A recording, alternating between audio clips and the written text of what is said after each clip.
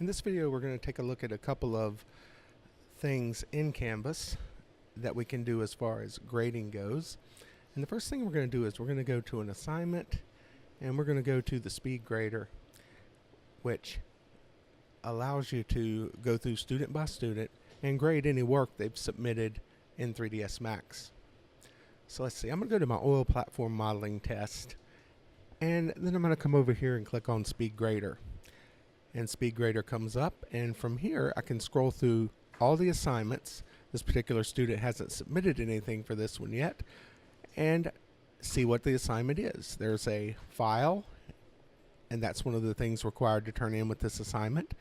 And also I had them turn in any graphic files that went along with it, their design file, of course, and any rendering. I think I had them do 3 renderings, 3 different views of their 3D model, which in this case was an offshore oil rig. So I'm going to come back in here now and go to someone I know that has gotten everything turned in correctly and all, and show you how I actually go through the grading process itself. Okay, so I'm going to come in and look around at some of the different things I need to grade.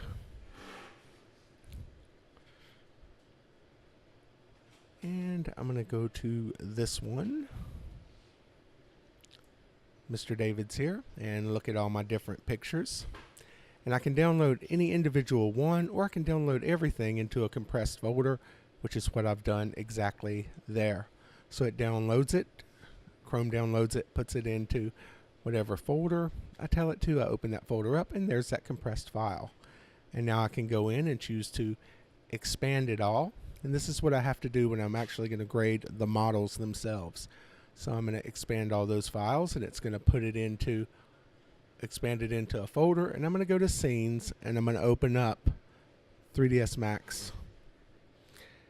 And what this is going to do is it's going to actually open up David's model in 3ds Max. So then I can go in and actually look at how the design was done, all the individual settings of the design, the dimensions, and everything that goes along with it, instead of just like looking at a picture of it that could easily be downloaded off the internet. Okay, so that takes it just a minute to come up, and once Max starts up, we'll see that the 3D design is there. And here it comes, and there it is. Takes it just a minute to start. This is also the longest part about modeling and animation, but I find it's very important that I can give the kids really good detailed feedback. So I do actually download and open in every individual one of these, even though it is a little bit time consuming, but no more time consuming than, say, an English teacher grading an essay or grading a term paper or something like that. So I go in, I look at all my settings here. I'm going to say, okay, David did a great job on this. I'm going to come back over here to the grader, and I'm going to put in his grades. I'm actually going to give him some bonus points here, and you'll notice that it warns me that I've given him bonus points. And then I can come in and put in comments. And another little tidbit about the way I do my models in 3ds Max is I actually let them submit as many times as they like. That way they can build on their particular models, they can do extra credit work, and my faster modelers can really show me what they can do as far as getting these models ready for their electronic portfolios at the end of the class. Okay, so that's going to load up a different thing here. This is actually a warm-up. It's a written assignment. It's a quiz. And notice with the quiz, it automatically grades certain things like multiple choice questions. And this is my warm-up where I have them make sure the students have opened and have ready what they need to do for the day. And then I have a question relating to the vocabulary where they have to actually type in an essay. So Mr. Vincent here did a good job, so I'm going to say good job and make sure that he gets the full points for this particular quiz.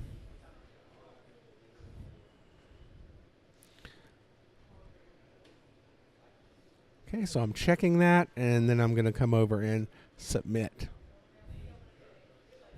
I have it set up where they get a point if they do everything right or wrong, but I usually just go ahead and give them those points back if they actually have everything turned on when I go and look at it. So I can go through my different warm-ups here, and this is how I grade them, by going through and choosing which assignment I'd like to grade. Once again, this is a lot less time-consuming than having to go through a whole stack of papers when it comes to it. Now what I'm doing here is you can go to an assignment and you can download all the materials for that assignment, and typically this is what I do because it makes it a lot easier and quicker for grading to be able to go in and do this. So it's downloading it now, and once it's done,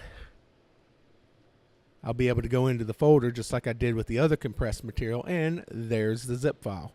And I can expand any part of it, or I can expand the whole thing like I did before. And from there, pick and choose which things I want to open and which things I want to evaluate. So once again, this shows you some of the neat features of Canvas, and one that I've found really useful in modeling and animation. So this would be good with any type of computer class where you're creating a electronic product, from a word processing document to a spreadsheet, all the way up till 3D models like I have here. And Canvas works really well for it, and I hope you enjoyed this video.